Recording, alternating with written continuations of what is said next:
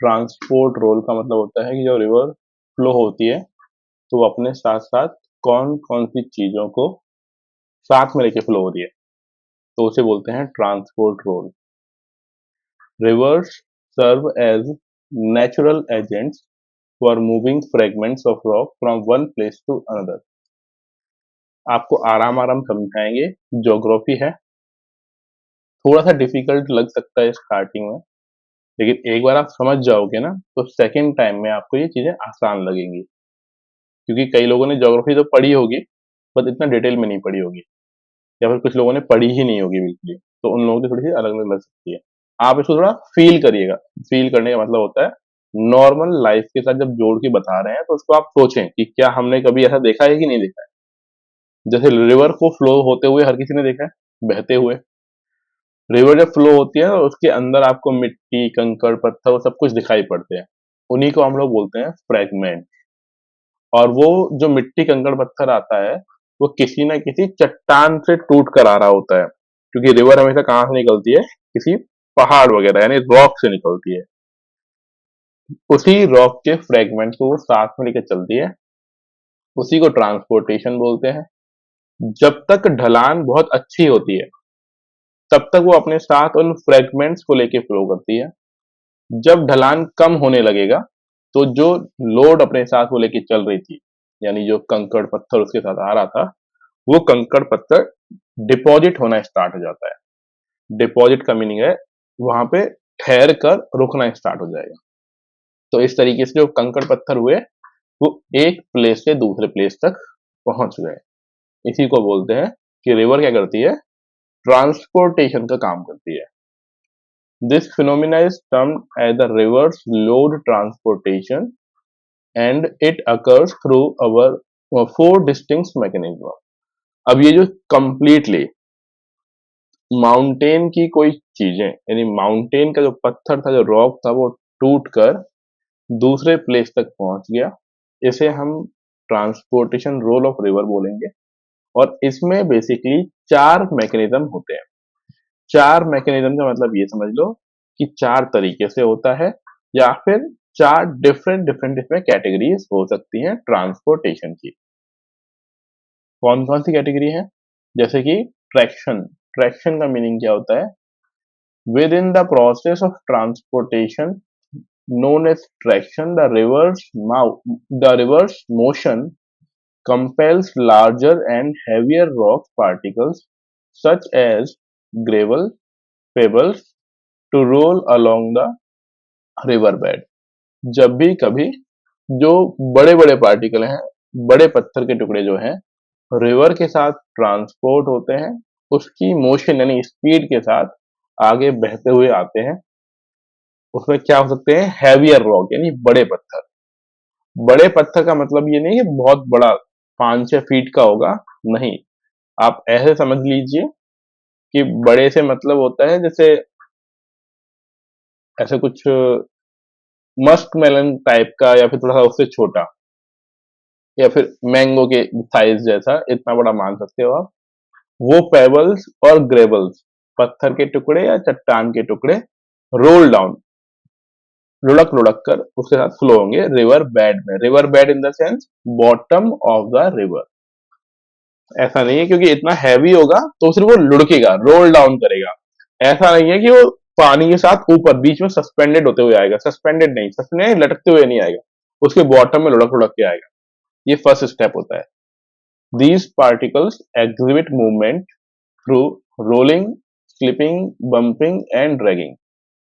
तो ये जो पार्टिकल है, जो ये पत्थर का टुकड़ा है, वो हैवी होगा तो या तो वो रोल करेगा या स्लिप करेगा, मतलब सरफेस पे ही फिसलते हुए आएगा, या जंप, बम्पिंग, थोड़ा सा फिसला फिर उछला, फिर उछला फिर फिसला, इस तरीके से, या ड्रैगिंग, घसीटते हुए आना। तो अल्टीमेटली बात यह है कि हैवी होने की वजह से वो सरफेस के साथ, मतलब रिवर के बॉटम में, बिल्कुल पैंदे में बात कर रहे हैं, वहां पर वो फ्लो होते हुए आ रहा हो। This form of load movement is specifically referred to as a traction. और ये जो इस तरह का लोड का मूवमेंट जो चल रहा है, इसे हम ट्रैक्शन बोलते हैं। ठीक है। And the carried materials are labelled as traction load, और इसमें जो पत्थर या फिर जो पेबल्स इसके साथ जो फ्लो होते हुए आ रहे हैं इस कंडीशन में, उसे हम ट्रैक्शन लोड बोलते हैं। तो ये हो गया फर्स्ट स्टेप। सेकंड है saltation, another mode of transportation. Saltation involves certain rock particles hopping, sliding, or repeatedly bouncing along the stream's bed। इसमें होगा क्या, पहले की कंपैरिजन में जो ट्रैक्शन में जो लोड आ रहा था या फिर ट्रैक्शन में जो पत्थर के टुकड़े थे उसका साइज छोटा होगा, और ये सपोज कर लीजिए ये लाइन जो नीचे ड्रॉ की मैंने वो नदी का बॉटम है, बॉटम यानी पैंदा, और इसके ऊपर सपोज करो कि ऐसे ये पानी फ्लो हो रहा होगा, रिवर का वाटर जो है, ये ब्लू जो बनाया है वो वाटर है। अब इसी में कहीं जो वो आपका पत्थर का टुकड़ा होगा ना, वो क्या करेगा, बाउंस करते हुए, मान लीजिए यहाँ पे, फिर यहाँ से यू बाउंस किया, फिर यहाँ पे, फिर यहाँ से बाउंस किया, यहाँ पे, फिर यहाँ से बाउंस, इस तरीके से जो चीज आ रही है बाउंस करते करते लगातार रेगुलरली बेसिस पे, उसे बोलेंगे साल्टेशन। देन है सस्पेंशन। सस्पेंशन का मीनिंग होता है, इसी में समझ लो ऊपर वाले डायग्राम में, कि ये बॉटम पे ना टकरा के बीच में कहीं सस्पेंडेड होगा। देखो जैसे मैं डॉट डॉट बना रहा हूँ, ऐसे बीच में कहीं ये फ्लो होते हुए आ रहा है, तो उसे बोलेंगे suspension. Suspension is a transportation mechanism where the water holds molecular particles like sand, silt and mud within its flow as a stream progress। यहाँ पे जो मिट्टी है, जैसे सिंपली आपने देखा होगा रिवर में, आप ऐसे आपको रिवर का पानी बिल्कुल क्लीन दिखेगा, बट जैसे ही अगर आप उसे ग्लास में भरते हो, अगर आप कांच की ग्लास में भर के निकालोगे जैसे मिट्टी आपको दिखेगी, उसी मिट्टी को बोलते हैं सस्पेंडेड पार्टिकल्स या सस्पेंशन। और तब हम लोग बोलते हैं कि थोड़ा इसको ठहर जाने दो पानी को। ठहरने का मतलब ये होता है कि जो मिट्टी सस्पेंडेड है वो उसमें बॉटम में बैठ जाए। ग्लास में वो मिट्टी क्यों बैठ जाएगी, क्योंकि अभी उस मिट्टी में फ्लो नहीं है, यानी उस वाटर के अंदर क्या है, फ्लो नहीं है, तो वो सेटल डाउन हो जाएगी।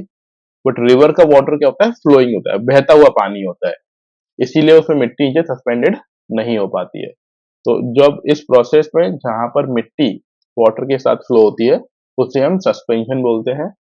अब इसमें कैटेगरी होती है सैंड, सिल्ट, क्ले, मड, ये सभी डिवीजन जो है हम पढ़ेंगे सॉइल के अंदर। बट अभी के लिए इतना समझ लो कि मिट्टी के पार्टिकल के बेसिस पर हम इसे डिफाइन करते हैं sand, silt, mud, clay in form के अंदर, कि पार्टिकल का साइज कितना बड़ा है। लेकिन ध्यान रखना ये मिट्टी ही है। जैसे आपने एक देखा होगा सैंड, सैंड होता था रेत, रेत यानी डेजर्ट वाला रेत, तो उसका पार्टिकल आपको थोड़ा सा बड़ा दिखाई पड़ेगा। फिर आती है सिल्ट, मतलब एक तरीके से मिट्टी, और एक आपने देखा होगा ये मिट्टी मान लीजिए जैसे बाहर जो आपके ग्राउंड में है या फिर जो अपने फील्ड्स के अंदर मिट्टी है उसे आप बोल सकते हैं। देन मड, मड वो वैरायटी है मिट्टी का, जैसे आपने देखा होगा हमारा घर होता है, घर में बिल्कुल गेट वेट बंद कर रखे हैं अपन लोगों ने, और अगर आप कभी घर से बाहर 10-15 के लिए जाते हो बिल्कुल गेट बंद करके, और तब भी आपको मिट्टी दिख रही है, आके जब आप चेक करोगे तो टेबल पे या फिर अपने बाकी जगहों पे जो मिट्टी आ जाती है वो मड है। इस तरह से वैरायटी आती है इसकी, जिसे हम लोग सिल्ट मतलब सैंड वाले टॉपिक में कर रहे होंगे। अभी के लिए ध्यान रखिए सस्पेंडेड पार्टिकल्स होते हैं। अगला है सॉल्यूशन। सॉल्यूशन क्या होता है, through the solution process certain rock particles disintegrate when in contact with river water resulting in their transportation within the water body। इसका मीनिंग क्या है, सपोज कर लीजिए कि रिवर जब फ्लो होना स्टार्ट हुई तो रास्ते में उस रिवर को कैल्शियम कार्बोनेट की रॉक मिली। कैल्शियम कार्बोनेट मतलब चूना पत्थर। चूना पत्थर की जब रॉक मिलेगी तो क्या करेगा, ये वाटर क्या करेगा, उसे घोल देगा, यानी चूने पत्थर को पानी घोल देगा, और जब वो घुल गया उसके अंदर तो जो वाटर है उसके अंदर कैल्शियम कार्बोनेट है। इस तरीके के जो सॉल्यूशन बनेगा, मतलब इस तरह का जो लिक्विड बना उसे हम लोग सॉल्यूशन बोलते हैं। तो इसने क्या किया, जब रॉक को वो घोलेगा तो डेफिनेटली वो रॉक के पार्टिकल क्या हो गए, डिसइंटीग्रेट हो गए। तो जब कोई रिवर किसी रॉक के पार्टिकल्स को डिसइंटीग्रेट कर दे और अपने साथ मिलाकर उसको फ्लो करती है, तो उसे बोलते हैं सॉल्यूशन। जैसे आप लोगों को मालूम होगा, जो गंगा रिवर है उसका वाटर हमारे लिए बहुत ही पवित्र माना जाता है कि उसमें कभी भी कीड़े नहीं पड़ते हैं। तो वो रिलीजियस मैटर तो है ही, बट उसमें कीड़े क्यों नहीं पड़ते हैं, इसका एक और रीजन है कि उसके अंदर सल्फर मिक्स होता है वाटर के अंदर, और सल्फर की एक क्वालिटी होती है कि उसमें कभी कीड़े नहीं पड़ेंगे। तो सल्फर जो मिक्स हो रहा है वो उस रॉक के बीच में मिलता है, जिस रॉक से निकलती है, और उसमें सल्फर सस्पेंड एक तरीके से सॉल्यूशन घुला हुआ है, और घुले हुए होने की वजह से उसकी प्रॉपर्टीज चेंज हो गई। क्लियर? तो सॉल्यूशन का मीनिंग समझ में आ गया आपको? हाँ जी, ठीक है। नेक्स्ट देखिए, डिपोजिशनल लैंडफॉर्म्स। अब रिवर क्या है, जितना भी अपने साथ मटेरियल लेके फ्लो हो रही है, वो मटेरियल वो पूरे एंड तक, एंड इन द सेंस या तो वो ओशियन में मिलेगी तो, या फिर उसका लास्ट जहां पे वो खत्म हो जाएगी रिवर, वहां तक कैरी कर पाना उसके लिए मुश्किल है। क्यों मुश्किल है? क्योंकि कोई भी रिवर देखेंगे आप, तो मेजोरिटी ऑफ रिवर्स किसी भी हिली एरिया से निकलती हैं। हिली एरिया का मतलब थोड़ा हाइट से निकलती है, और हाइट का मतलब भी ये हो गया कि वो मेजोरिटी केसेस में वो रॉक होगा। तो जब रॉक से फ्लो होगी, तो जैसे मैं एक हल्का सा डायग्राम बनाता हूँ, थोड़ा आप देखिएगा। मान लीजिए कि इस तरीके से कोई रॉक है। अब इस रॉक से जब वो रिवर फ्लो होना स्टार्ट करेगी, तो वो सरफेस बाय सरफेस फ्लो होगी। तो अभी तक क्या है, इसके पास ढलान है। तो ये अभी इतना जोन देखिए, ये जो अभी मैंने बनाया है, ये वाला फेस जो है, यहाँ पे उस रिवर के पास क्या है, स्लोप है। स्लोप मतलब ढलान। और जब ये ढलान है, तो उसमें स्पीड होगी, और स्पीड होगी तो वो अपने साथ कंकड़ पत्थर जो भी है वो फ्लो करते हुए ला सकती है। लेकिन इसके आगे वो फ्लो होगी, तो अब इसके पास स्लोप थोड़ा सा कम है। अभी भी स्लोप है, ऐसे मान लीजिए ढलान तो है, लेकिन अभी कम है। तो जो हैवी मटेरियल होंगे वो अब डिपॉजिट होना स्टार्ट हो जाएंगे। बट जब ये ओशियन से मिलने वाली होगी, तो इसके अंदर स्लोप खत्म हो जाती है और ये बिल्कुल फ्लैट हो जाएगी अप्रोक्सीमेटली, और रिमेनिंग के पार्टिकल यहाँ पे ये डिपॉजिट कर देगी लास्ट फेज में। या फिर डेल्टा बनाते टाइम जब रिवर डिस्पर्स होगी डिफरेंट डिफरेंट स्ट्रीम्स के अंदर, तो वो क्या बना देगी, वहां पे डेल्टा बनाएगी, और जो भी मटेरियल वो अपने साथ कैरी कर रही थी वो यहाँ पे डिपॉजिट हो जाएगा। तो उन्हीं डिपोजिशन के बेसिस पर जो जो लैंडफॉर्म बनती हैं, उन्हें हम बोलते हैं डिपोजिशनल लैंडफॉर्म। कौन कौन से हैं और किस तरीके से बनते हैं वो देखेंगे। तो फर्स्ट है stream slopes and energy. Streams experience a gradual reduction in slope as they flow from hill region to flat plains. This decline in slope leads to a decrease in the stream's energy level. ये वही चीज जो बोली जो मैंने आपको समझाई थी कि जब कोई रिवर निकलती है तो वो हिली रीजन से निकलती है। स्टार्टिंग में जो स्लोप होता है वो अच्छा खासा होता है, ढलान अच्छी खासी होती है, और धीमे धीमे जैसे रिवर आगे बढ़ेगी ये ढलान कम होती हुई चली जाती है, और ढलान जैसे जैसे डिक्रीज होगी वैसे वैसे ही स्ट्रीम का एनर्जी लेवल, यानी वाटर के फ्लो होने की स्पीड क्या हो जाएगी, कम हो जाएगी। तो ये फर्स्ट पॉइंट। देन है इम्पेंडेड इम्पेडेड ट्रांसपोर्टेशन। जब एनर्जी कम होने लग गई है फ्लो की, तो क्या होता है, the diminished energy hampers the transportation process of material carried by the stream. अब जैसे जैसे स्पीड कम हो गई है, तो वैसे ही ट्रांसपोर्ट जो मटेरियल हो रहा है, यानी जो एक प्लेस से दूसरे प्लेस से मटेरियल पहुंच रहा है, वो वेरी करेगा। वेरी करने का मतलब हो गया कि अब बड़े बड़े पार्टिकल्स पहले ही सस्पेंडेड हो जाएंगे, या फिर वो डिपॉजिट हो जाएंगे। डिपॉजिट बेसिकली जो हैवी पार्टिकल्स वो डिपॉजिट हो जाएंगे, और जो लाइटर पार्टिकल्स होंगे वो आगे फ्लो हो रहे होंगे। तो consequently the portion of load carried by the stream begins to settle down. तो अब जितना भी लोड जो कैरी कर रही है रिवर, वो धीमे धीमे क्या हो रहा है, सेटल डाउन हो रहा है। जब वो सेटल डाउन होगा, तो जहां पर सेटल डाउन होगा उसे बोलेंगे depositional phenomena. The settling of load due to reduced energy is termed deposition. तो जो settling of load होगा, यानी जो पत्थर थे, कंकड़ थे, छोटे मोटे पेबल्स थे, या फिर सैंड है, सिल्ट है, क्ले है, जो डिपॉजिट होना स्टार्ट होगी, यानी कहीं ना कहीं जमना स्टार्ट होगी, उसी को हम लोग बोलते हैं depositional phenomena. Deposition occurs when there's a change in the slope of the stream or a decline in the volume and speed of the river water. कैसे आ रहा होगा ये? डिक्लाइन होने पर.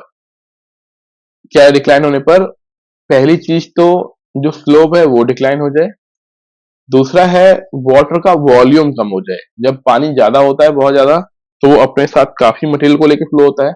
जब अगर वाटर कम हो जाएगा तो वो सस्पेंड भी कम मटेरियल को कर पाएगा, या फिर वो अपने साथ कम लो मतलब मटेरियल को फ्लो कर पाएगा. और देन होता है अगली चीज स्पीड. स्पीड भी मैटर करती है कि करंट टाइम में स्पीड ऑफ वाटर क्या है. तो ये सभी चीजें डिपोजिशनल फ्लोमिना को अफेक्ट करेंगी. फिर जब डिपॉजिट कर दिया तो प्रीवेलेंट डिपोजिशनल एरियाज, यानी जो बहुत बड़े एरिया में डिपॉजिट हुआ है, कंकड़ पत्थर मिट्टी जो भी है, सैंड सिल्ट एरिया, तो उसी को हम लोग बोलते हैं फैला हुआ डिपोजिशनल एरिया. प्रीवेलेंट जो काफी दूर तक या फिर उपस्थित है वहां पे, उसे बोलेंगे prevalent depositional area. The majority of deposits event take place in low lying region. जहां पे ढलान काफी कम है, वहां पर आपको सारे के सारे डिपोजिशन देखने को मिलेंगे. कारण क्या है वो आप जान ही गए हो कि वहां पे ही डिपोजिशन इसलिए होगा क्योंकि वहां पे स्लोप नहीं है, ढलान नहीं है. तो वाटर को फ्लो होने के लिए ज्यादा एनर्जी लगानी पड़ेगी, और एनर्जी इतनी होती नहीं है, तो वाटर की स्पीड कम हो जाएगी. और जब स्पीड कम हो जाएगी तो जो भी डिपोजिशनल, जो भी उसमें अंदर सस्पेंडेड पार्टिकल्स थे, वो सेटल डाउन हो जाएंगे.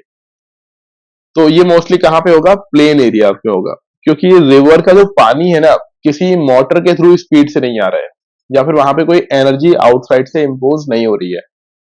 तो दैट्स वाई वो डिपेंड करता है ओनली स्लोप पर. तो स्लोप खत्म तो स्पीड भी खत्म वाटर की. तो notably significant depositions occur when a river meets a lake और सी. इसका मतलब क्या होता है? जब रिवर मर्ज होने वाली होती है सी के साथ या किसी लो लेइंग एरिया में लेक के साथ, तो वहां पे इस रिवर के वाटर की स्पीड काफी कम होगी और स्लोप भी नहीं होगा. तो जो भी मटेरियल होंगे वो सभी यहाँ पे डिस्चार्ज हो जाएंगे. और डिस्चार्ज होने का मतलब ये है कि रिवर के साथ फ्लो होना बंद, और सभी कुछ यहाँ पे सेटल डाउन हो जाएगा. तो ये था हमारा डिपोजिशन लैंडफॉर्म. नेक्स्ट है अलुवियल फैन्स. अब ये वो लैंडफॉर्म्स हैं जो बनते हैं डिफरेंट डिफरेंट. हाँ जी, यहाँ समझ में आया आप लोगों को?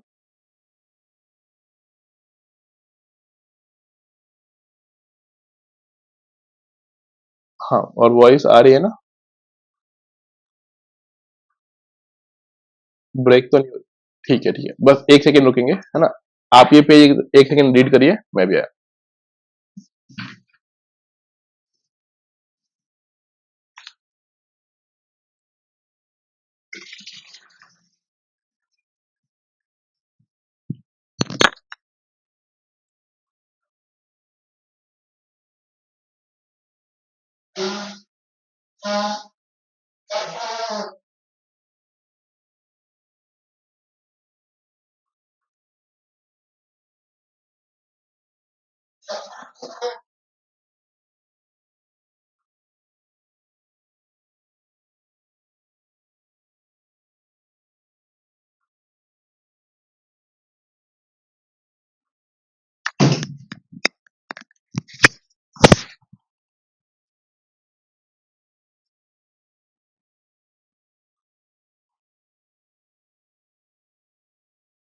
ठीक है, देखिए.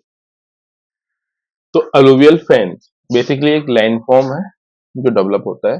क्या चीज है वो देखेंगे. पहले तो हम लोग समझेंगे टेरेसेस क्या होते हैं. टेरेस. तो terrace are surface indicative of past valley floor और फ्लड प्लेन्स. पहले के कोई फ्लड प्लेन्स हैं या वैली का फ्लोर है, यानी किसी घाटी का सरफेस है, उन्हें हम लोग टेरेस बोल देते हैं. They result primarily from the vertical erosion caused by stream. Vertical erosion का मीनिंग क्या होता है? टॉप टू डाउन, अगर कोई चीज टूट गई है, मान लीजिए रॉक था, कोई रॉक में से, मान लीजिए इस तरीके का रॉक था, ठीक है, इसमें कोई रिवर फ्लो हो रही थी और उसने रिवर में फ्लो होते होते उसको यूं बीच से ब्रेक कर दिया, है ना, ये मान लो कि ये बीच में से कट कर दिया उसने उस रॉक को, तो इससे हम लोग क्या बोल रहे होंगे? Vertical erosion. और ये वर्टिकल इरोजन कैसे होगा? किसी ना किसी वाटर की वजह से होगा। तो यहाँ पे देखो आप, इसी डायग्राम में समझा देता हूँ। जैसे आपको ये दिख रहा है, ये रॉक है और इस रॉक में से बीच से ये रिवर फ्लो हुई होगी, ठीक है। अब इस केस में क्या हो रहा होगा? अब सोचने वाली बात क्या है? जब ये वाटर ने इस रॉक को कट किया होगा, इसका मतलब ये है कि इसके जो स्टोन्स हैं, जो सैंड सिल्ट क्ले बना होगा, वो इसके वाटर के साथ फ्लो होना स्टार्ट हुआ होगा आगे, और वही स्लोप, वही जो मटेरियल होगा रॉक का, पेबल्स है, स्टोन है, वो कहीं ना कहीं जाके सेटल डाउन होगा। तो रिवर क्या है ना, बहुत दूरी तक तो लेके जाएगी नहीं, बहुत दूरी इन द सेंस ऐसा तो है नहीं कि 3,000 किलोमीटर 4,000 किलोमीटर तक लेके जाएगी वो उसके रॉक के निकलने के, मतलब उस रॉक से निकलने के बाद रॉक का जो मटेरियल होगा उसको इस तरीके से डिपॉजिट करती है। तो इसी को हम लोग किस नाम से जानते हैं?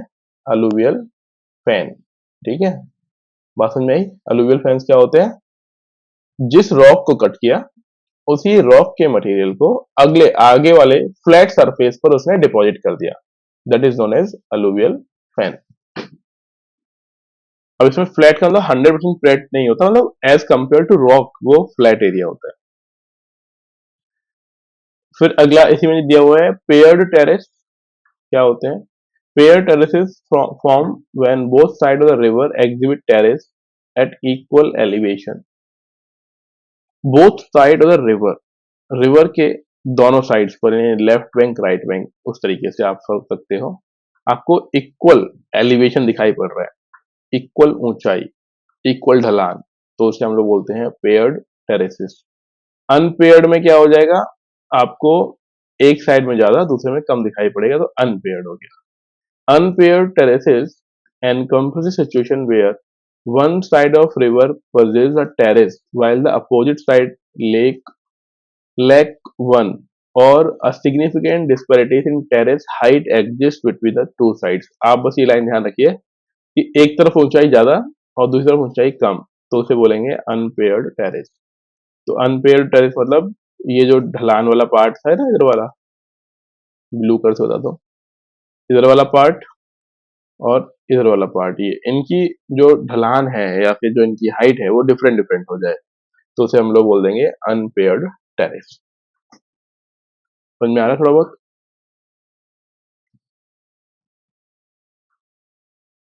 ठीक है, ये डायग्राम भी थोड़ा सा आइडिया रखिएगा जिससे कि आपको चीजें समझ पाए।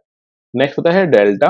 तो डेल्टा आप जान ही रहे हैं, जब रिवर किसी हाई माउंटेन से निकलकर फ्लो होती है और फिर धीमे धीमे उसका स्लोप कम होगा, स्लोप कम होने के बाद वो फ्लो होते हुए किसी न किसी रिवर के साथ जो सरफेस होगा वो लगातार डिक्लाइन होता हुआ जाएगा, मतलब स्लोप डिक्लाइन होने के बाद जब वो रिवर मर्ज होने वाली होगी, रिवर मर्ज होने का मतलब होता है या तो वो किसी ओशियन में जाके डिपॉजिट हो जाएगी या फिर किसी लेक में, तो उस ओशियन या लेक में मिलने से पहले रिवर का जो वाटर है वो डिस्पर्स हो जाता है, फैल जाता है। डिस्पर्स क्यों होगा? क्योंकि स्लोप नहीं है, और डिस्पर्स हो गया अलग अलग स्ट्रीम्स में, तो उसी को हम लोग बोलते हैं डेल्टा। तो अगर ये जो डायग्राम आपको दिख रहा है उसमें देखोगे आप, तो देखिए मैं दिखाता हूँ, रेड लाइन बना रहा हूँ मैं, ये रिवर फ्लो होते हुए आ रही थी, ठीक है, अब स्लोप कम हो गया तो ये डिस्पर्स हो गई दो ब्रांचेस में, एक तो ये ब्रांच निकल गई, एक ये ब्रांच निकल गई। फर्दर इस ब्रांच के भी और ब्रांच हो गए, जैसे कि ये फ्लो हो गई, ये निकल गई, ठीक है, ये यहाँ पे एक ब्रांच निकल गई, एक दूसरी ब्रांच ये निकल गई, फिर एक तीसरी ब्रांच, चौथी ब्रांच। अब आप ये देख रहे हो ना, देखो कितनी सारी ब्रांचेस डिस्पर्स हो रही है रिवर। क्यों डिस्पर्स हो रही है ये? क्योंकि बिल्कुल भी ढलान नहीं है, यहाँ पे स्लोप है ही नहीं। स्लोप क्यों नहीं है? क्योंकि सी लेवल है, ये ओशियन लेवल, तो यहाँ पे ढलान होती ही नहीं है। और तब ये जो फॉर्म कर रही है ये डिस्पर्स हो के, तो ये पूरा जोन क्या कहलाएगा आपका? डेल्टा। ठीक है, डेल्टा एक सिंबल भी होता है इस तरीके से। ठीक है, इसी को हम लोग डेल्टा बोलते हैं। तो यहाँ पे ये रिवर कुछ डेल्टा इस तरीके से फॉर्म करती है। ठीक है, यूं। तो इसीलिए हम इसको क्या बोल रहे होंगे? डेल्टा बोल रहे होंगे। क्लियर है ये वाली बात? डेल्टा कब फॉर्म होगा और कैसे फॉर्म होगा और स्ट्रक्चर क्या रहेगा? इस तरीके से ट्राइंगल फॉर्म।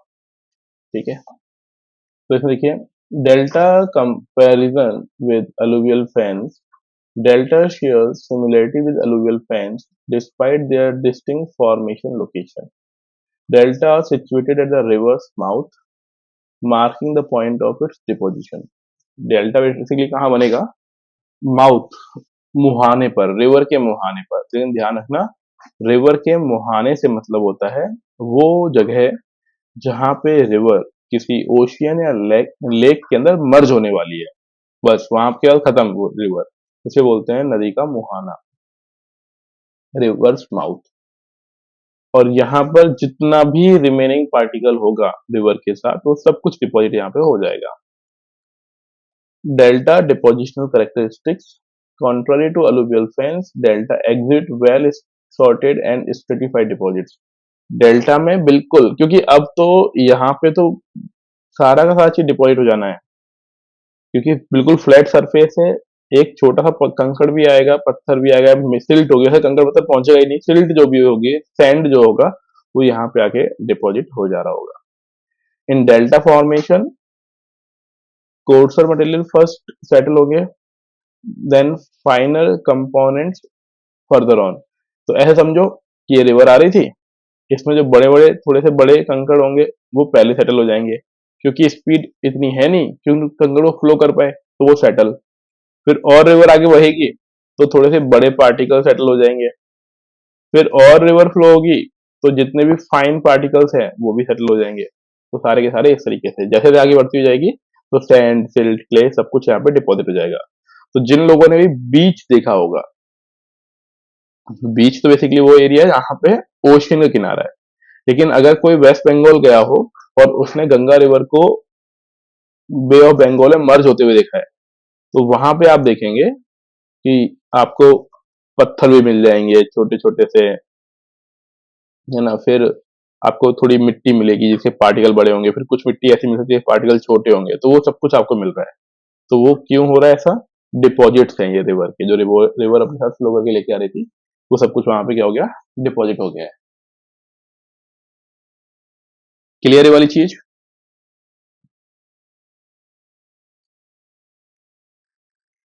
हाँ जी, डेल्टा बताइए, क्लियर हुआ?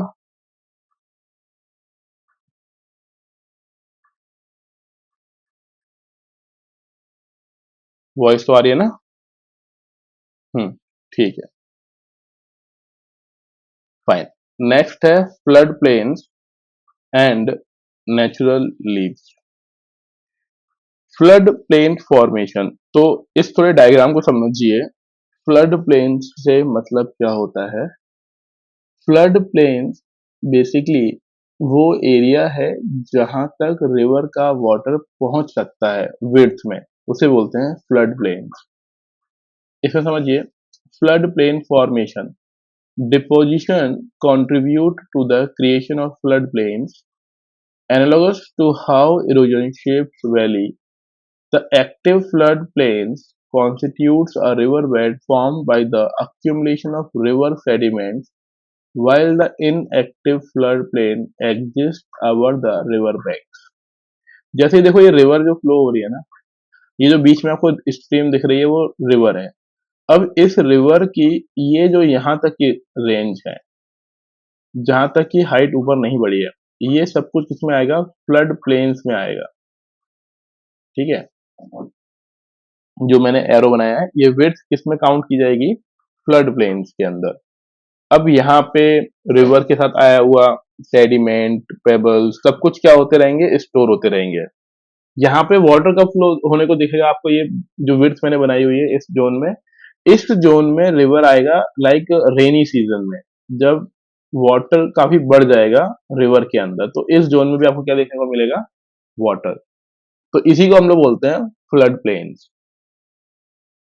देन है natural levees along large river. अगर हम बड़ी बड़ी रिवर की बात करते हैं, then sizable rivers banks often feature natural levees which are low, linear or parallel ridge comprises coarse deposits. These deposits on the levees tend to be coarser than the sediments carried further from the river by flood waters. Levees हैं थोड़े बड़े particle जो river के साथ flow हो रहे हैं। Course मतलब होता है थोड़े बड़े पार्टिकल,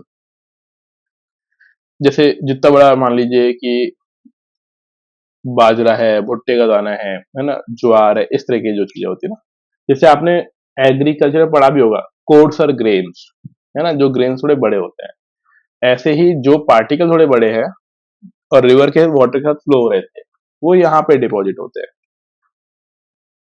इसका एक ये डायग्राम है, ये देख लो, एक समझ लीजिए इसको। जैसे कि बीच में जो स्ट्रीम ऑफ वाटर आपको दिख रही है, यूं मैं ये बना रहा हूं, आपको दिख रहा है इसमें ब्लू कलर से?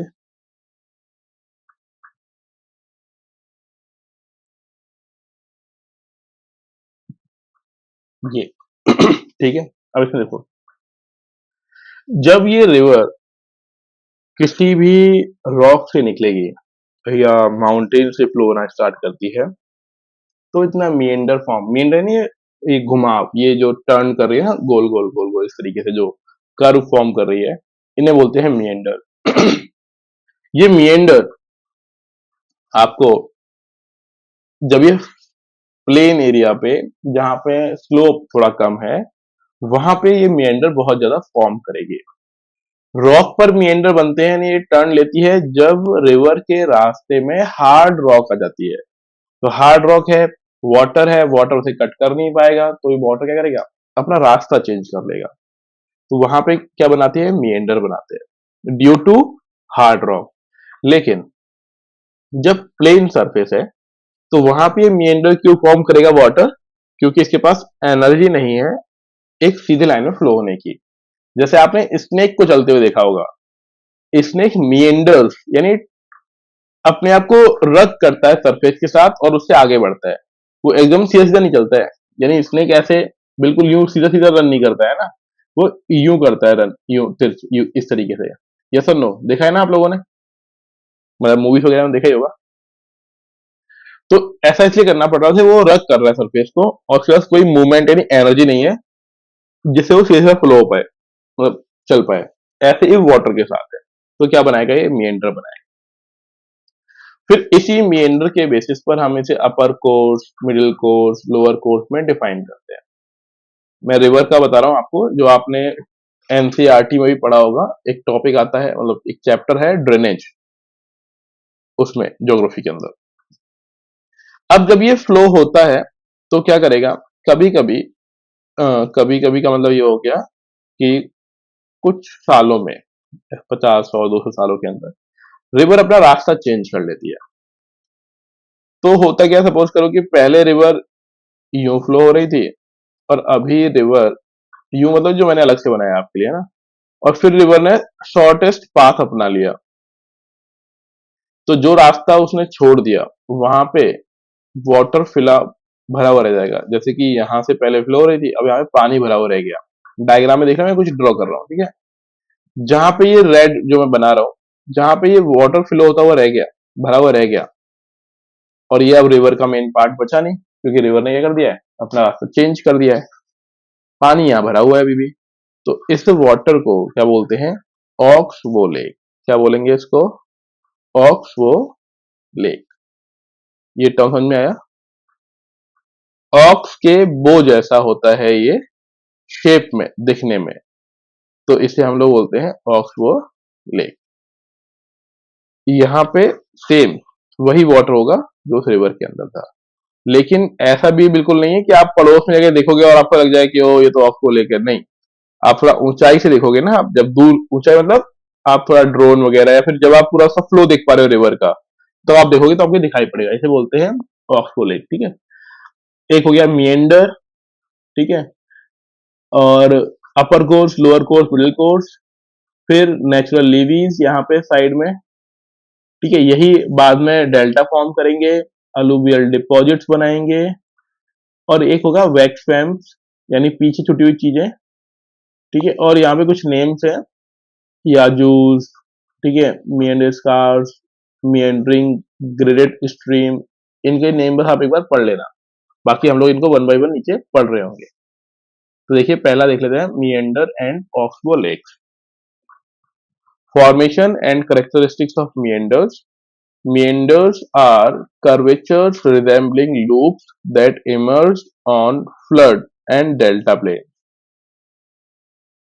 डेल्टा वाले प्लेन पर या फिर यहाँ पे फ्लड आता है, वहां पे इस तरह के जो टर्न्स आपको दिखाई पड़ेंगे, इन्हीं को हम लोग मिएंडर बोलते हैं। Unlike a landform, they represent a channel pattern created through deposition. ये कोई लैंडफॉर्म्स नहीं है, ये बेसिकली वो रास्ता है जहां पे रिवर फ्लो होती है। Factors contributing to meander formation. कौन कौन से फैक्टर रेस्पॉन्सिबल होते हैं मिएंडर को फॉर्म करने के लिए।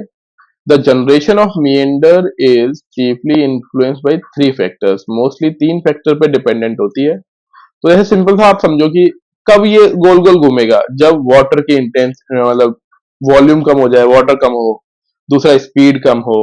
स्पीड कम होगी का मतलब क्या होता है कि स्लोप नहीं है, यही फैक्टर रिस्पॉन्सिबल है। तो देखिए अब पहला है water flowing gently across a slope that triggers lateral bank movement.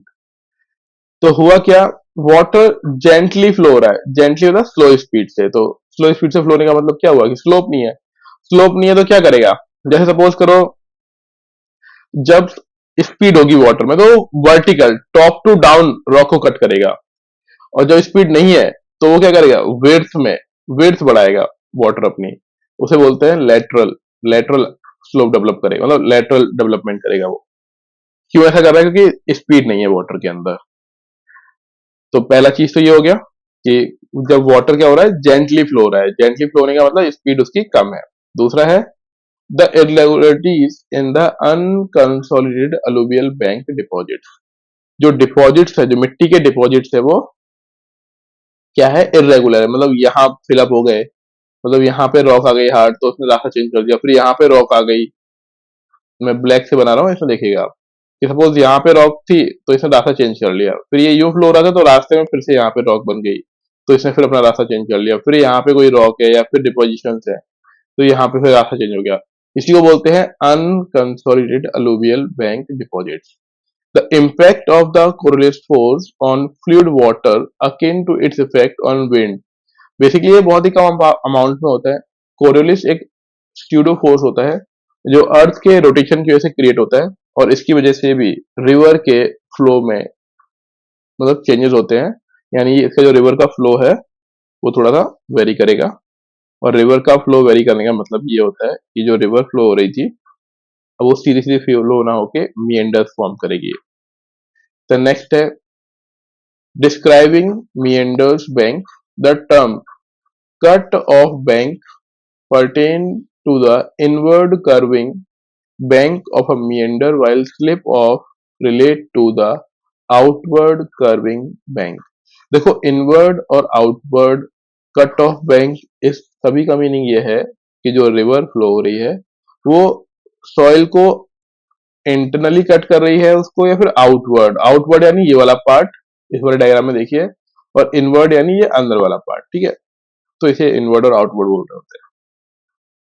और जब ये कभी भी रिवर इस तरीके से बना रही है ना, बहुत ज्यादा ही कर्व ले लिया और दोबारा आके यहाँ पे इसके बीच में डिफरेंस बहुत ही कम है, पहले वाले फ्लो और बीच वाले, तो इसे बोलते हैं नेक, है ना। ये टर्म तो भी हम बात करेंगे लेंगे, लेकिन आप ये समझिएगा इसी से जुड़ी हुई चीज है कि मिएंडर इस तरीके का फॉर्म हो रहा है ना, कि आउटवर्ड या इनवर्ड कटिंग कर रहा है। तो उसी तरीके से हम लोग मिएंडर को डिफाइन करते हैं कि मिएंडर का टाइप क्या है। और देन होगा क्या, इसी से समझ लीजिए कि कुछ टाइम के बाद ये रिवर इतना लंबा रास्ता ना लेकर रिवर डायरेक्टली यहां से फ्लो ना स्टार्ट कर देगी, इस प्लेस से ये यू फ्लो ना स्टार्ट कर देगी, वो इतना लंबा रास्ता नहीं ले रही है।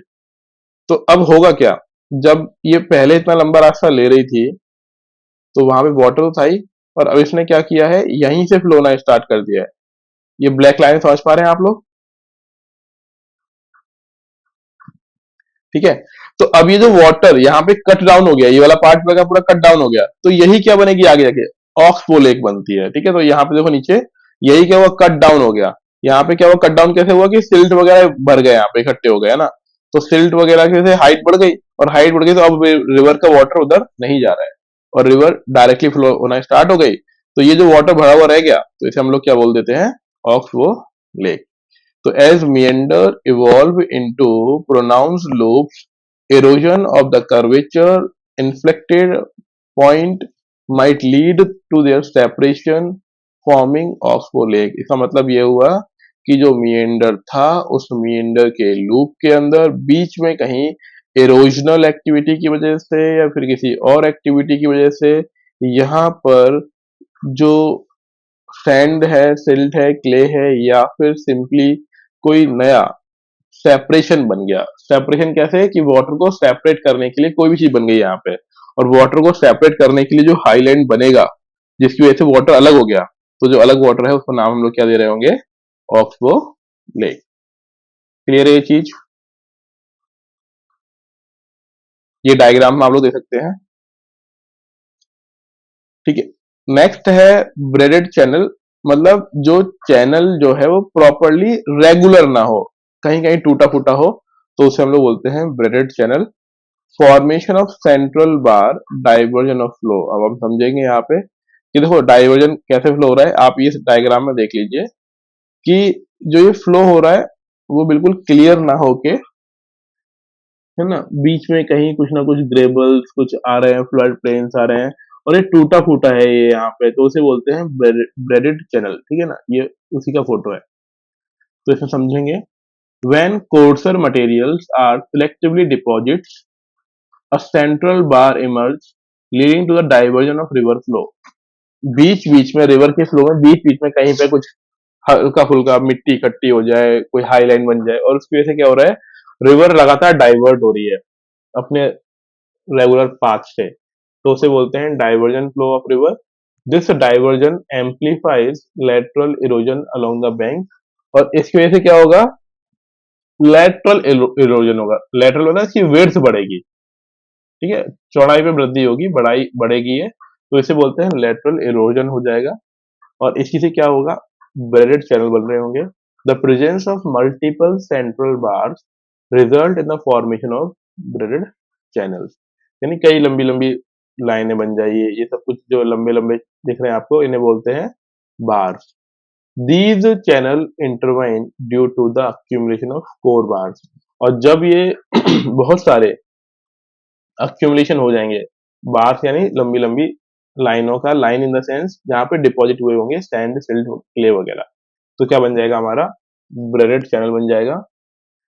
Then origination of riverine island, braided waterway contribute to the development of island within the river known as riverine island। अब होगा क्या, ये बीच बीच में बहुत ज्यादा इकट्ठा हो गया मिट्टी मिट्टी, तो बीच रिवर में ये क्या बना देंगे, आइलैंड बना देंगे।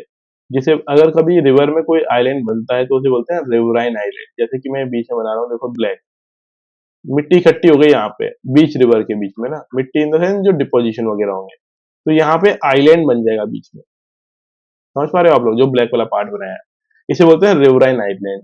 और आप लोगों को मालूम होगा, दुनिया में सबसे बड़ा रिवराइन आइलैंड जो बनता है, या फिर जो रिवराइन आइलैंड देखने को मिलता है, वो कहाँ मिलता है, ब्रह्मपुत्रा रिवर पर। ब्रह्मपुत्रा रिवर में आपको रिवराइन आइलैंड मिलेगा। क्या नाम है, किसी को आइडिया है क्या नाम है उसका?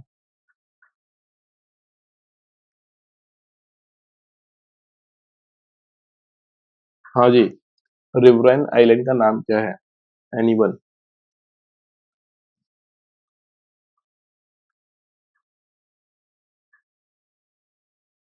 मेरी वॉइस आ रही है सभी तक?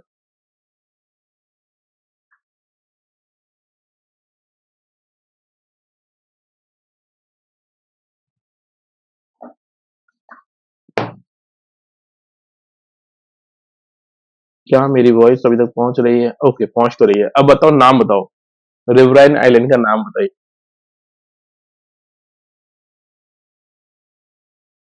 नीरू, नाम बताओ।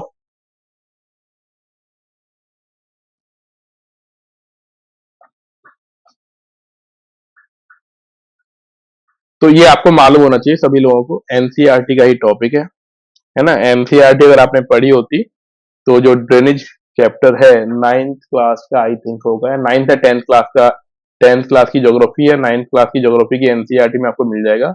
और वहां पे अलग से बॉक्स में दिया हुआ है ये चीज, ब्रह्मपुत्र रिवर पर रिवरन आइलैंड दिया हुआ है जिसका नाम है मांजुली। और जो लोग पुराने हैं उनको मैंने पढ़ाया भी होगा, मंजूलिका के नाम से मैंने बताया था कि मांजुली मंजूलिका याद रखिएगा। और आपको याद नहीं आ रहा है ना, तो सबसे जरूरी चीज यही है, बहुत कुछ पढ़ लेने का कोई मतलब नहीं है अगर हमें एनसीईआरटी ही याद नहीं रह रही है। मल्टीपल रिवीजन करिए, आपको एनसीईआरटी की हर एक लाइन याद होनी चाहिए अंडरस्टैंडिंग के साथ। ठीक है जी, तो यहां तक हमने कर लिया। नेक्स्ट टॉपिक हमारा है जो सिग्निफिकेंस है, ये हम आगे से करेंगे नेक्स्ट क्लास के अंदर। बट सभी के लिए ये सजेशन है, अगर कोई चीज मैं बोलता हूँ और उसकी एनसीईआरटी आपको याद नहीं आ रही है, तो ये आपकी रिस्पॉन्सिबिलिटी है कि आपको एनसीईआरटी दोबारा से पढ़नी है, क्योंकि जब तक एनसीईआरटी ही क्लियर नहीं है, ये थ्योरी तो बहुत डिफिकल्ट लगेगी आपको, बहुत ज्यादा डिफिकल्ट, है ना, क्योंकि इसका बेस ही क्या है, एनसीईआरटी है। ये एनसीईआरटी से दो कदम आगे की चीज है, और अगर हमें दो कदम पहले की चीज नहीं मालूम है तो एनसीईआरटी के बिना ये चीजें तो बहुत, आपको लगेगा कि ये समझ में नहीं आ रहा है चल क्या रहा है ना। तो उसके जरूरी है कि एनसीईआरटी पढ़े, और एनसीईआरटी मैंने आई थिंक दो तीन बार तो मैंने ही पढ़ा दी, है ना। और अभी शायद मैम पढ़ा रही होंगी आपको, क्या पढ़ा रही है मैम, कौन सा सब्जेक्ट ले रही है अभी?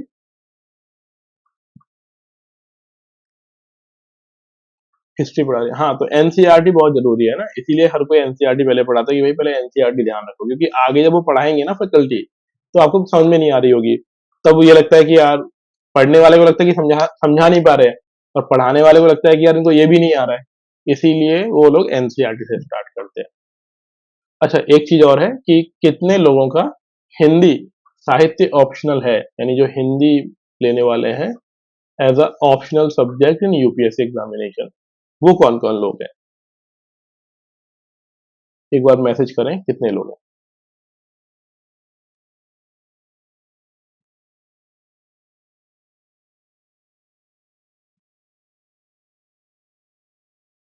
ओके, तो कोई नहीं है।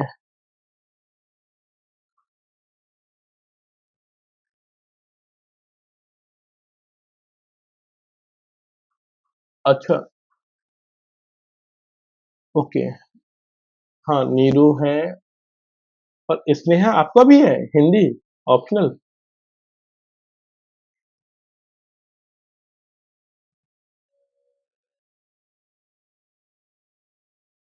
ठीक है, तो अभी तो दो ही लोग हैं ना, तो नीरू एक बार देख, विजय चौहान, ओके, देखते हैं। हाँ, अभी है तो है नहीं, है ना, ठीक है। चलो, मैं एक दो दिन का टाइम मेरे को और दो, जैसे कि आई थिंक आज क्या फ्राइडे है ना, तो सैटरडे संडे दो दिन का दो मुझे, मैं जरा ईडीपी वाले बंदे को देता हूँ, अगर वो ब्रेक कर देता है उनको, तो फिर हम मंडे को मैं बताता हूँ आपको कंफर्म कि हम लोग स्टार्ट कर सकते हैं या नहीं, ठीक है। मंडे तक का टाइम और दो मेरे को आप, नीरू, ठीक है। ओके, मंडे को मिलते हैं, मंडे को मैं आपको क्लियर कर दूंगा कि हम लोग कर पाएंगे आगे उसको या नहीं, है ना।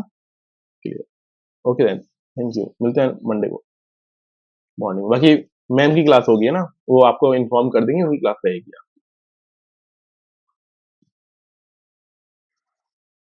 ओके, ये शर्मिष्ठा आपको समझ में आया था? ठीक है,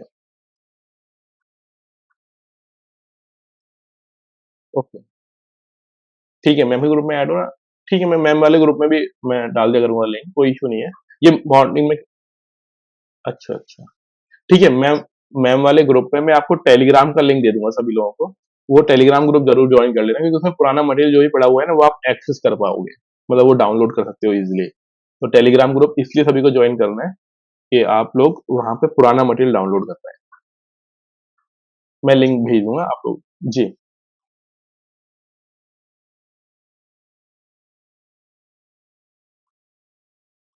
ओके, ओके, ओके, ठीक है, फिर तो आपका आप लोग बेसिकली हम लोग यहाँ पे ऑप्शनल डील नहीं करते हैं। बाकी नीरू अभी बोल रही है हिंदी के लिए, तो हम लोग देख लेंगे। अगर कुछ लोग हो गए सिग्निफिकेंट अमाउंट में, तो कुछ लोग हो जाएँगे तो 2-3-4 लोग भी हो गए तो हम लोग स्टार्ट करेंगे। अदरवाइज़ ऑप्शनल आपको खुद करना है। हम लोग अगर मेरे को मटेरियल मिल जाता है, तो मैं मटेरियल प्रोवाइड कर दूँगा आपको ऑप्शनल का। अदरवाइज़ जीएस यहाँ पे हम लोग कंप्लीट करेंगे, है ना? और जैसे मेरा इस बार मैंने टारगेट रखा हुआ है, दिसंबर तक हम लोग जीएस का स्टैटिक पार्ट कंप्लीट कर देंगे। स्टैटिक पार्ट मतलब हिस्ट्री, ज्योग्राफी, इकोनॉमिक्स जो होता है वो वाला पार्ट। एंड देन उसके बाद हम लोग सिर्फ करंट अफेयर पढ़ेंगे 4-5 महीने तक, 4 महीने तक अप्रोक्सिमेटली, जिससे हमारा करंट अफेयर पे कमांड अच्छा हो जाए। क्योंकि करंट अफेयर के साथ-साथ जब हम लोग पढ़ा रहे होंगे, तो करंट अफेयर के साथ-साथ आपका नॉर्मल चीज़ भी कवर हो जाएगी। नॉर्मल इन द सेंस जो हमने पढ़ा होगा स्टार्टिंग, ठीक है? तो इस तरीके से हमारा रहेगा।